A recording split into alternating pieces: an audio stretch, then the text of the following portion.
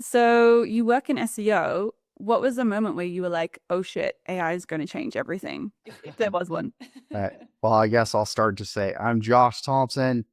I own Brightbeam SEO, a local search based in Idaho, kind of a US, like everybody, I think, kind of do anything anywhere, right? But I like to focus in my home city as much as possible.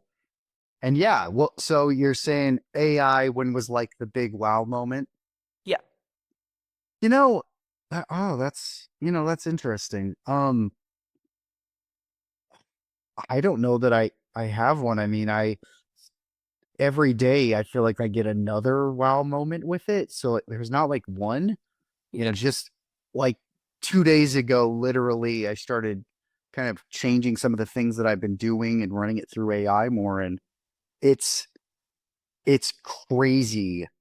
I've basically started saying I want to do these higher level SEO processes every about 6 months. I'm putting it on my calendar because whatever I do today, I'm going to want to redo. Maybe even sooner, but I think every 6 months is about where I'm hitting because I think I'm going to get in 6 months a lot more than I get today. And then in a year, a lot more. So I think that's how my wow moment has turned into more how do I do this usefully over time is just assuming that the amount of difference is going to keep changing at a dramatic pace. Um, Yeah. so So you have like a bit of a staggered, like, yeah, oh, now there's this thing. Oh, now there's this thing. right. And like, oh, it could do this now. It can do this better now. And so I guess I'm now just planning for that Mhm. a little bit better. Yeah. That it's going to be able to do all this stuff I'm doing today way better in 6 months. So I have to get that kind of on a schedule so that it's less um, just random and more set in my patterns of how I approach each client and my own stuff, right? Hmm. So Yeah. yeah, the wow. I think the wow was when I first kind of did the teach me something kind of thing with the AI and the voice on chat and where I kind of asked it to just teach me something and now it can just give me a dialogue. It can just give me a almost a college level course on something just off the top, right? Button. That was kind of the first big Yeah. wow, I would say. Yeah. Yeah. I think like I was probably similar. Like I remember the first time I used ChatGPT and it was cool. Like it was like, oh, this is interesting. But as time goes on and I start to really figure out, oh, like it can do this and it can do this. And then, like people online are sharing the different ways they're using it, different automations. It started, yeah, same for me. Like I'm like, whoa, like I didn't realize it could do that. Or, like I'll just be playing around sort of in the morning with it. And then I'll be like, oh, can you do this? And it's like, yep, blah, blah, blah, blah, blah. And it's like, oh shit, like cool. I didn't know you could do that. Like, what else? Right. So, No, I think the interesting thing for me is I keep hearing people maybe in top levels of companies and maybe on really popular podcasts talk about, hey, like these younger generation guys are using AI to kind of compete with the older generation. And that didn't really strike me until the other day. I was listening to somebody talk about how they do SEO, and they're not like an SEO.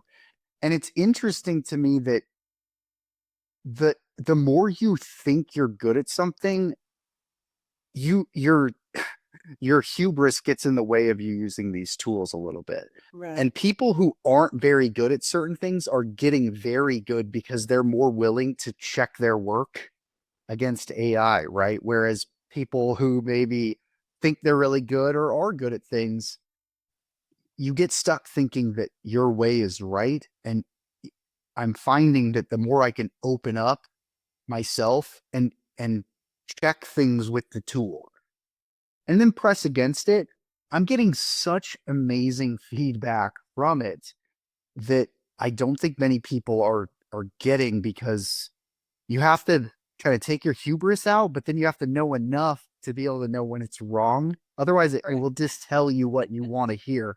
There's this interesting little cross section right now, I think, where people who are willing to kind of let themselves go a little bit, but then understand enough of how to twist the AI in your direction.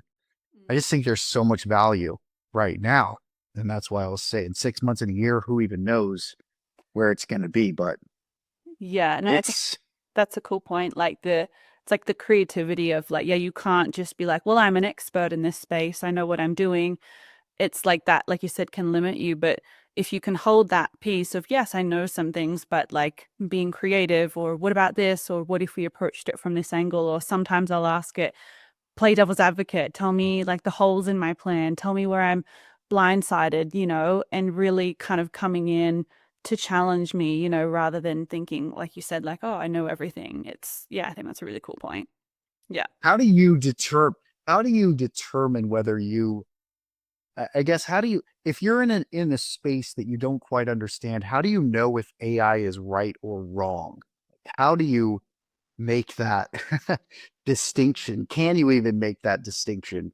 Is it just like the journalist again, right? There's that the journalist kind of the famous thing, right? Where if you read something that you know about from a journalist, you're like, this is all wrong. But if you read something you don't know about, you're like, this is amazing, right? Right. No offense to journalists. But yeah, I just wonder about that. Like, does it require a certain amount of expertise to use chat in a certain way, whereas you're actually not going to be getting very good output if you don't actually understand the outcomes you're trying to get.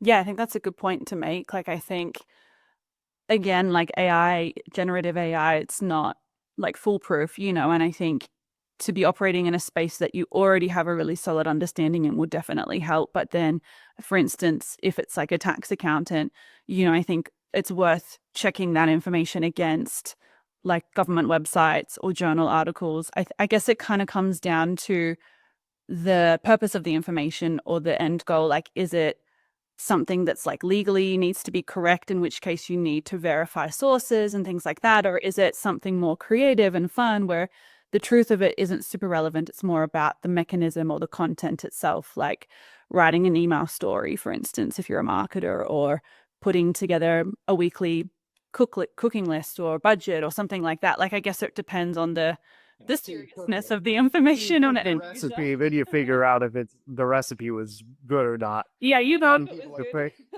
how many There's people are some putting out ratings. AI? How many people are putting out AI recipes they haven't actually tried to cook this? I have wondered that actually. I have wondered that. So you just have to try That's something and see interesting. see how it tastes. So I guess jumping into, so you mentioned you have your SEO agency. How did you get into SEO, and sort of what's your specialty or focus? Yeah, so I've always I kick myself a little bit for not starting an agency quicker, but I've always been more drawn to starting my own businesses. I started a financial leads kind of company back, 20 years ago, and I was doing, we were running ads and doing SEO, making websites, right? That's kind of where I learned all the basic skills that I still use. And then, further along in my 20s, I started an addiction clinic, and I loved that. And that's where I really got into SEO. And I've been through this, I feel like, from the perspective of the business owner, right? I was the business owner. I was running all of the internet marketing leads side of this company while my partner was running the service, right? And so I would go hire SEO companies, and then I'd be like, what are they doing?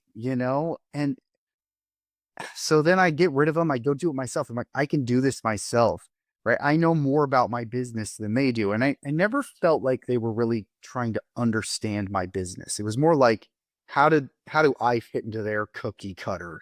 Not how do they expand their services to kind of include me. And I was in a very niche business but yeah. So after going through that many times and going through this, like, talk to somebody, I really like them, I decide I'm going to go with them. And then I find out that's the salesman. I never talk to that person ever again. I'm now passed off to some other team. And I never felt like that really was going to work best for me, because the content on my site, they would actually go in and make it worse. for their SEO purposes, right? They would rewrite these pieces of content that I, as an expert in this field, had. So it's just really, really wonky, I felt like. So, after a while of that, I did that for a long time. I stepped in, I took the SEO. We were doing really well. Then when COVID hit, I sold my portion of the business.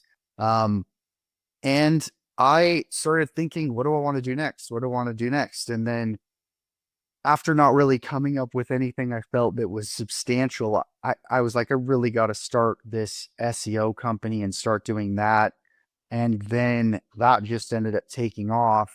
And I love the SEO. So I'm glad I got to go this way. And then all this AI started coming, and I realized, hey, I'm already doing local SEO as my focus. Like somehow just by luck, I started going that way.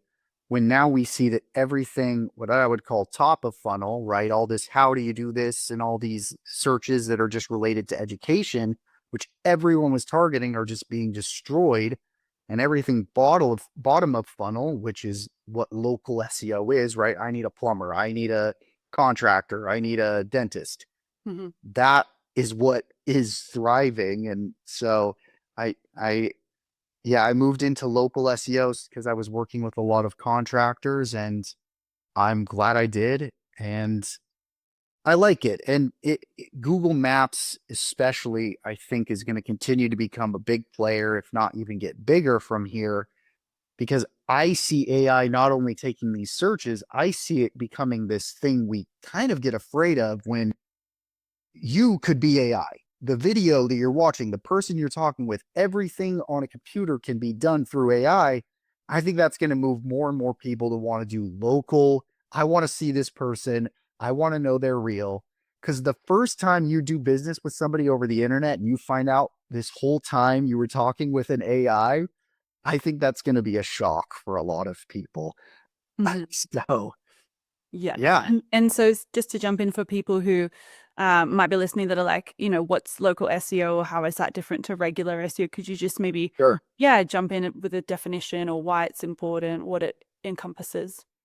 So I would say, traditional SEO focuses on the search results, right? And that can be localized, but it's also often national, right? If you're searching for insurance, you're probably going to go to a search, you're going to type in the search, and you're going to get results anywhere in the country. You can get an insurance broker or talk to all these big companies, right? They might set you up in a local area, but they're doing traditional nationwide type of SEO where region doesn't matter. Local SEO is regional and more specific to your city. So typically when you do a search in your city for something city based, right, you're going to get the map pack first, those three results that come from Google Maps.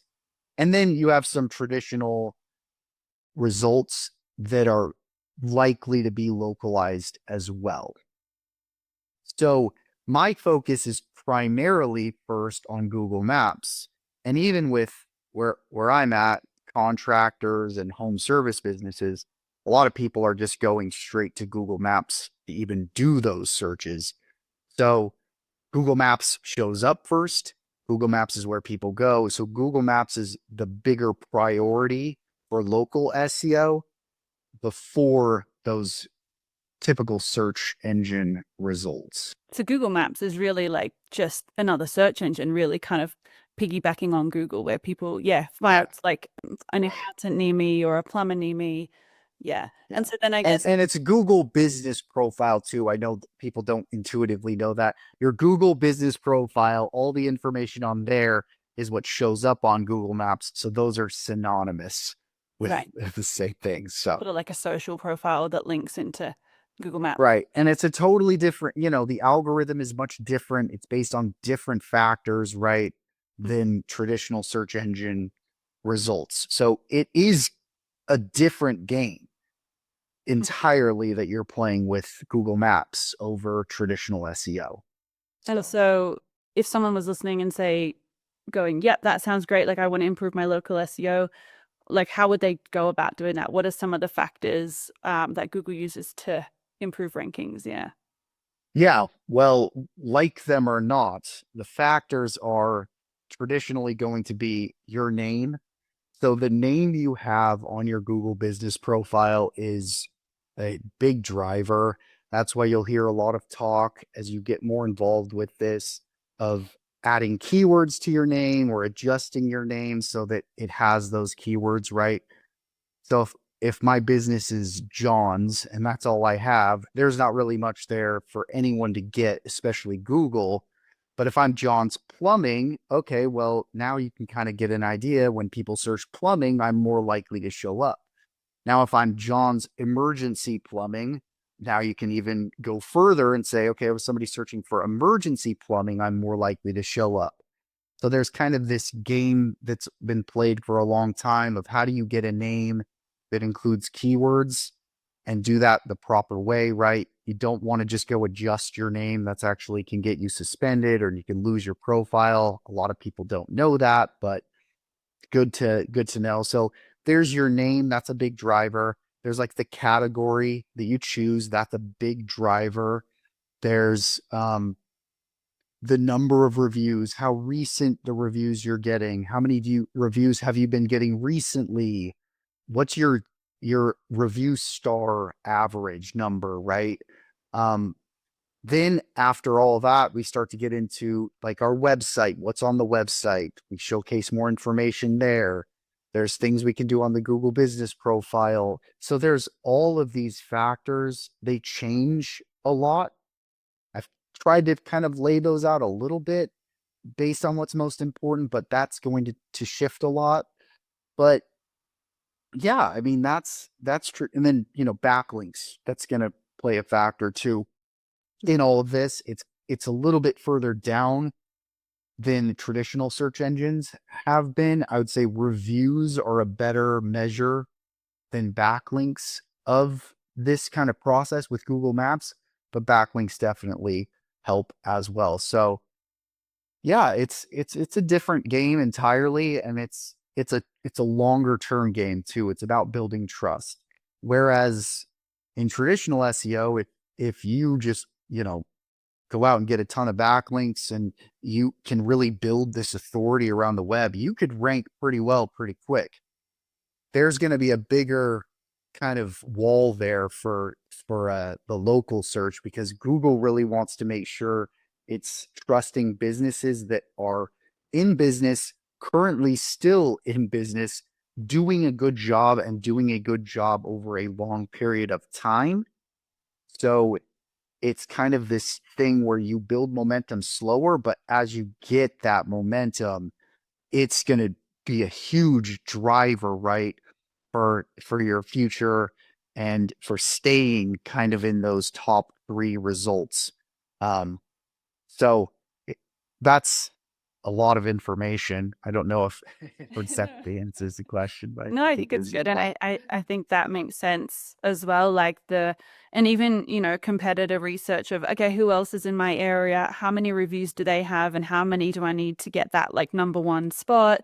And also, these national companies, they're not usually providing like a home-based service-based business that's going to send a plumber or an IT technician to your house. So it's a different types of competitors, different levels. And yeah, I mean, I know with some clients I've worked with, it's like all you have to do is get like maybe 5 or 10 reviews and you'll be at the top of your area and you'll just crush it. And so depending on the region they're in and the suburb, like it can, be really helpful to get that like your Google Maps listing up to date and all of that. But in terms of like you mentioned suspensions with Google, like do you know some of the things that you would sort of recommend against? Just because obviously, like Google and social media, they all have their own policies in terms of service. And especially if someone's a local business and they're getting lots of, customers, to lose that profile would be obviously quite detrimental. So, yeah, what are some of the things to guard against that? Yeah, no, it's a good question. I think what I often see is people kind of do this, well, once I grow to this size, then I'll start doing this thing, like organizing this properly or doing this correctly. And then they kind of get to that size and they're like, I don't really want to spend the money. So they start getting a little bit bigger and then they have all these checklists that they plan to do later. And it just really builds up. And so they never get around to the point where they're actually either hiring somebody who understands this or understanding it themselves. And it can, cause some negative outcomes. I People don't understand how just how I want to say fickle, finicky, how fragile your Google business profile is. I like to imagine that basically all of Google Maps is sitting on this thin layer of paper being held. Like people just get suspended and they don't know why. And there is some logic behind it, but it also is just, it's fragile, right? So you have to understand that when you come into this so that you can really do a good job at staying within the rules. So things that get people suspended the most is like changing your name, your address, your phone number, your website. Those things are really big. A lot of people just like to go in, oh, I have my name and with LLC on the end, I want to take that off. Well, I want to go put it back on. I'm going to take it off again. And now they're suspended. So they don't know inherently because they're not educated. And I side with the business owners on this. Like this whole system is kind of nuts. But that being said, these kind of things, changing things, going in and just tinkering is the worst thing you can do. And there's better ways to change this stuff if you do need to. So I say with a Google business profile, always have a plan, double check your plan, and then know exactly how you plan to execute that, especially when it comes to NAP is the term that everybody uses, name, address, phone number, and I'm going to throw your website in there as well. Mm-hmm. Yeah, no, I think it's a good point. And I actually had a customer who got their Google profile suspended, and basically they want you to upload documentation. So following on from that, it's like making sure your business name or your entity name is on all your like phone invoices, utility invoices, internet, and that you've got your registered address that's linked with your LLC, like making sure that's all watertight so that if you do get suspended, you can appeal it, submit those documents. And luckily in this case, we got the profile reinstated. So like just because someone does get suspended, it's not the end of the world. But and also I think just like another, probably marketing strategy is just don't put all your eggs in one basket either. So like Google Maps is obviously a great, fantastic way to get clients, but also like being aware that it is, like you said, fickle and kind of like a house of cards that may fall down with a gust of wind. So what are your other avenues for getting clients, and what other, traffic sources are you using? So I think that's really Yeah, no, that's a good point. I mean, just to kind of cover the suspension part for another second, look, we've had people who have gotten suspended and they're usually for good reason. And people who get unsuspended, it's usually because you're playing by the book, right? So there are very few times where somebody gets suspended and it doesn't work out in a way that matches up with terms of service. It does happen, but we in some of these cases where even people got suspended, we were able to move reviews, right? So there's things you can do. I guess I like to paint the worst case scenario and then hope for the best, right? So yeah. with all that, then you talk about like secondary avenues. I mean, search is still strong, right? So even though that Google Maps listing is in the top, people still go below that. People are still using Bing sometimes. That, and now we have these other things playing in. So now we have AI SEO or whatever type of name that's going to end up having. So these AI tools are rolling in, and Google's now losing some share. So I think there's in the search specifically, there's potentially going to be more players here, which when the market breaks up, it it it it's going to lead to more people kind of getting a share of this, right? So I don't think it's necessarily a bad thing to have more competition in the SEO related space. For me, I do I moved away from everything else. I think that this world things are getting more difficult, and Facebook is For me, it's a nightmare to try to do marketing on Facebook. It's it continues to get more and more technical. Same, Google Ads, right? Even though I used to be exceptionally proficient, it continues to get more technical, right? So for me, I want to be specific. It's better for me. I am obsessed with SEO. I spend my whole day doing SEO, and I have people that I know that I'll pass off as a referral if my customers are interested in ads. They should do ads, Facebook ads. They should do ads, Facebook ads. If they want to start trying radio or direct mail.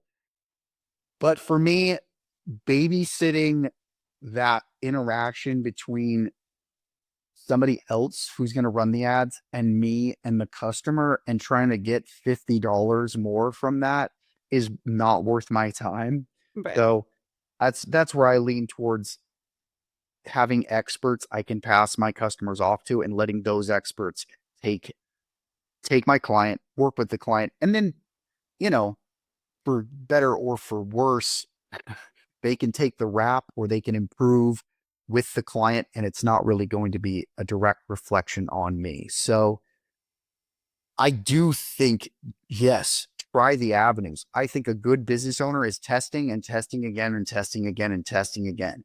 Mm. I think for home services, a lot of these things they work, right? Like somebody is likely making money in home services from Facebook ads. So in my book, the way I think about it is, are you going to be able to test it and figure out how to make that you? Because somebody is. Yeah. But as far as running those services, I find that it's just easier for me I want to run SEO, I want to continue to do better at SEO and focus specifically on that. Mm. No, I think that's a cool point of focusing on like one, like what you enjoy doing and what you naturally gravitate towards or spend your time doing and what you're good at. I think that, and then obviously outsourcing the rest. And I think even business owners like paying someone to just do their SEO or do their ads is going to be much more efficient than trying to tinker and figure it out themselves and go through that process. But Um, I do think business owners need to understand this. I think that's where I'm seeing people get Absolutely. taken advantage of the most is they either don't want to understand it or they think it's too difficult. But I do think some level of the business owner still needs to be the manager in my eyes. You need to understand enough about whoever you're hiring and outsourcing to make sure that you know if it's getting results. No Right. one else is going to do that for you. Right. Everyone has something to sell if you're buying. If you go to somebody and say, I want to buy something from you, they're going to give you something. So it's up to you to know what you need, then get those things and manage those things, or you're going to end up buying a bunch of crap that you don't need. And I see that happen all too many times. And so, I really tip my hat off. And I think, if as an SEO and other people who do SEO, you know a lot about marketing. Do you do marketing? Is that your yeah, okay. Yeah, So I do you marketing. probably know an educated customer is always a better customer, right? Because you can Absolutely. help They them see the understand value. what you're doing Yeah. instead of just like, I'm going to give you some money. I hope I get a result. I don't even know what results look like. So I think it's better for everyone when the business owner is getting involved and trying to understand what is happening behind the scenes. So Mm-hmm. And I think just to sort of add on to that, if someone's listening to this and thinking, okay, like what should I be looking for? I would recommend just asking the service provider, with like the marketing agency, whoever you want to work with, okay, can you set up analytics or show me the analytics so we could get like a benchmark of where are we at now? And then you could see, okay, after 3 months or 6 months working together, where are you at? Is there a measurable improvement in traffic or in client acquisition or, different things like that? So if you don't measure it or don't know the analytics, then you don't know if it's actually working. And you could be spending lots of money and time and nothing's really happening, like you said. So I think, yeah, it's not testing if you don't first know what you're trying to do, right? I think a lot of business owners think I'm testing this out. No, you're not. You're throwing money out. Like you're not testing. Testing is I have a goal I want to try to achieve and I'm going to put some money towards that and see if I can get towards it. If you don't know the goal, if you don't know the exact outcome and generally how that happens, you're never going to get there except for by luck. And then if you do, and you lose that contractor, you get mad, you fire the guy you're working with, then you're going to be back in the same spot because you never actually learned what it was that you did right or wrong, right? If I'm Right. a How plumber and I'm just unattaching things and putting things back, like, yeah, okay, sure, I might be able to get it back right, but throwing paint at the wall. it doesn't. Yeah. Yeah. So I'm very big on that. I wish more customers would talk to me about that stuff. I think a lot of marketers would be putting on local clinics if there were enough people who were just like, tell me what's going on here. Mm. Because as marketers, we want people to know about this stuff. Right. Plus, it helps us look better because then they realize like this isn't as easy as you think. Yeah. It's not as quick and easy. Oh, I have to do all these things, ads and SEO and content and video and podcasts. Oh, Yeah. help me. So, okay. And so then kind of circling back to say, I mean, like the AI piece. And so, I mean, I do think, and from the research I've done, a lot of SEO does translate into language models like ChatGPT and different AI tools. So, if someone's thinking, oh, but how is AI gonna change my SEO? I don't think that's a big issue at the moment because obviously like it is using similar metrics to SEO. There's obviously some differentiating factors, but how are you like future-proofing yourself or your business against sort of AI, or how would you recommend people sort of future-proof themselves for what's coming, whatever that is? I love this. I mean, this is basically what I've been doing for like 2 weeks without sleep. I am obsessed with this. Look, first of all, we have now these deep research mechanics. So before I do anything now, I go have chat, do a deep research on the exact thing that I'm going to do, and I have it prioritized for new because I don't know what's new out there. And in 6 months, I'm not going to know what's new again, right? So if I'm going to go do headers on a website or keyword research or whatever it is, right? I'm doing deep research on that. So number one is getting deep, but also being specific, right?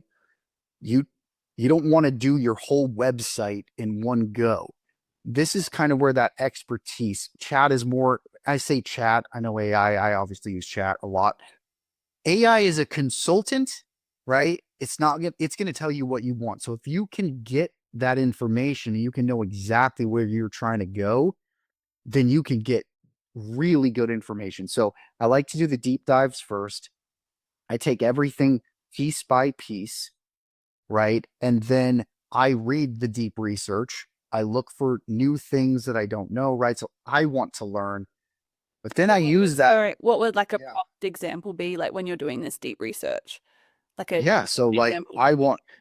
I find that especially in deep research, it does a better job at knowing what's in the thread. So I start a new thread and I'm just like, here's the topic I want to talk about.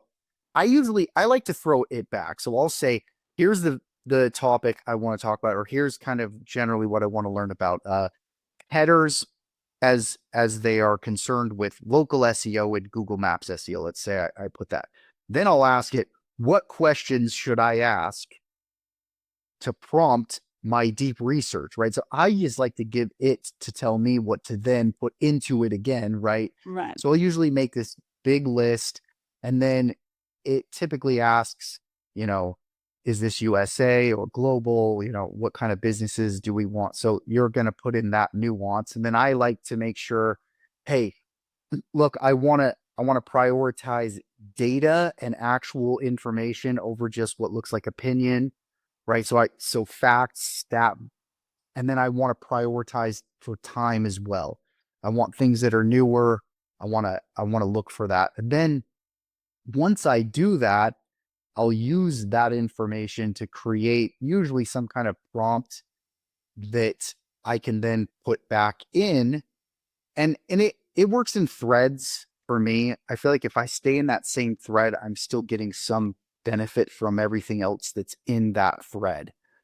So then I'll use that. And then I just think I've found really telling chat, as dumb as it is, to be like, you're the number one local SEO in the world, and you do SEO and Google Map SEO and Google Business SEO, right? And continuing to remind it to approach it from that. and then tell me what you like, tell me what you don't like, and then give me your recommendations here. And then that's where, like you've been saying, there's some gray area here with everything. So you have to have a structure. You have to kind of come up with your own structure and have chat follow that, or it's just going to give you answers. And if you don't know any better, you're going to be like, that's a great answer. Yeah. But my bottom line here is chat is more like Google's algorithm than you are. So if you want something that's closer to an algorithm to help you when you're trying to rank in an algorithm, then use an algorithm because Right. it's closer to an algorithm than you are as a human. So I like that. I like the deep research approach. That has helped me a lot. And it educates me as well on the nuances. I can get more up to date information and do a better job at my job. Right. So That's cool. and I've been doing headers and then content and then internal linking, right? And then you can go through this on a marketing, you can do this on a design level. Like there are so many levels here. Yeah. It's crazy how many levels there are on any of these things. And so I just think take the time to be dumb and throw it to chat and see what you can get from it before you kind of say this is how I want something. Like Mm. I just use that from I don't know, an idiot standpoint. I don't know how to say that any Yeah, better. like I just ChatGPT have for to, dummies. yeah. Well, the Johnny's use chat. It's like you got to use chat like you're a dummy. Yeah, I mean, Yeah.